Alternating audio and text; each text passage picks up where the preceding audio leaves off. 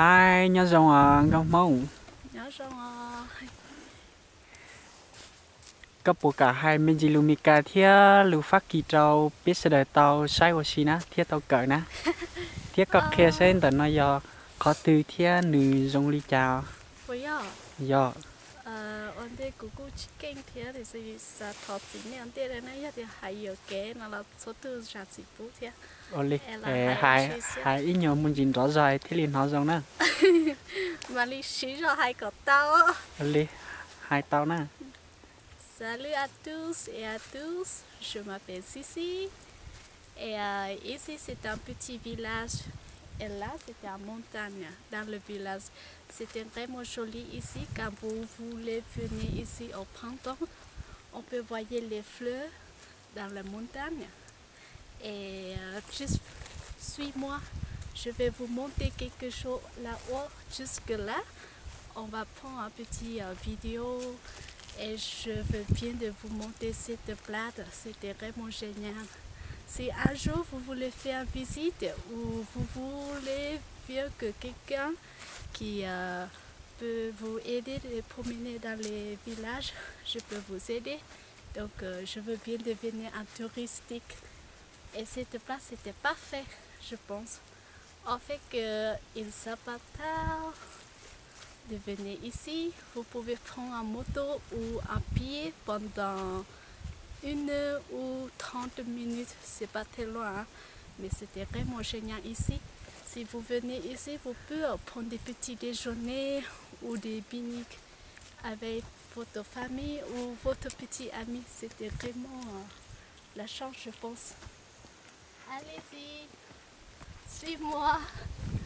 Je suis un touriste aujourd'hui. Il y a quelqu'un qui suit moi, mais lui il n'était pas très gentil aujourd'hui, il était un peu jaloux, donc il ne peut pas faire son travail. Un travail de quoi? C'était un travail de vidéo, film. Voilà, je suis un petit fille, mais c'est pas une petite fille, c'est une grande fille. J'ai 26 ans, un marié, mais je suis pas très vieille aussi. Donc je veux dire que vous avez une bonne journée. Au revoir. Ciao ciao. Nình kênh cờ nữa nình hai tàu lưu mika thia hai tàu lưu phát kỳ thứ xí nữa nình hai tàu lưu nhá lang là những kênh cờ nữa nình cứ vậy ít tự tin này chân đòi giả cờ nữa thia chỉ ta lên tận nình cứ chơi hùng câu miền gì thế nào thia này sẽ nình bổ sung câu thế nào T'as pas de l'eau, Cherchez un petit ami pour moi si vous avez. Nên nó chỉ biết tôi thay video thì chỉ cho cháu thôi thay chỉ tao cụ thể là còn nữa hai mình chỉ dùng mika thia hai lưu phát kỳ tao biết sao tao lồng thia tao sai niềng lúc bảy xử na nửa chỉ riêng mua hai là chỉ riêng cỡ tao li nửa lúc bảy xử thế na chỉ tao mua cỡ hay thì mua ít lúc chỉ cỡ nhau cái tiền na nửa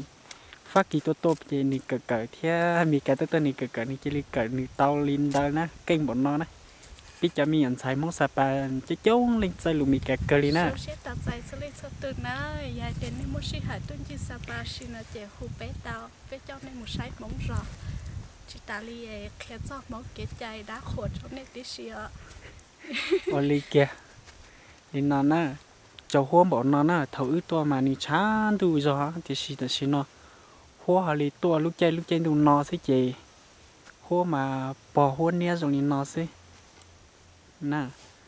hà li nó sẽ na chè nhau rồi trâu cho này cho xí cho phong cho gì cho cứ tin anh cha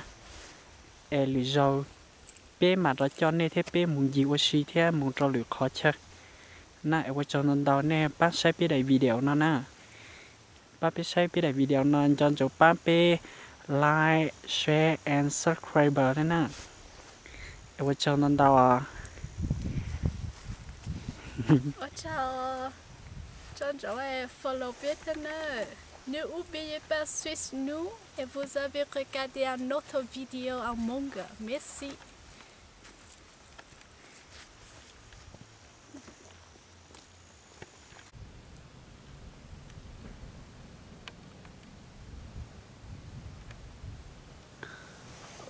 nó là bên một thay video nữa thì xí mà cháu hút cơ kia đi để ôi chị tao đi nè là nhau đợi nó xí để nó ít thay theo giống gọc ta rồi đi nè để nó đợi tí lúc chặt tiền nè lúc chơi nó suốt tuổi ta rồi đi nè cháu hút ta rồi hút mà tôi in từ là há thôi xí thay chị tao video giờ thì chị cháu hút nè thì tôi chọn được thay nhiều chơi nó nè chỉ ni bỏ tan rồi thì ở bên lu rồi thì lu rồng lu kia sapa chỉ ni chúa ya cường cầu đi thì chỉ tôi chọn được nó mà cha họ cháu hút nhỏ đi xí nó là tin này mà tôi kia đủ đĩa nhau đợi tiền nó sai po tị ca theo u nè trên thân này đợi chơi tên này lò dậu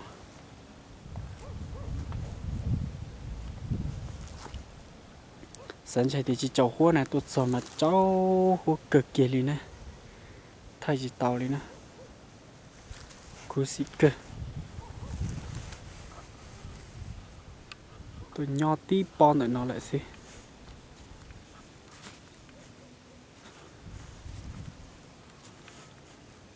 chỉ cho các một chế liền nấu chan tu rồi mà đó các tu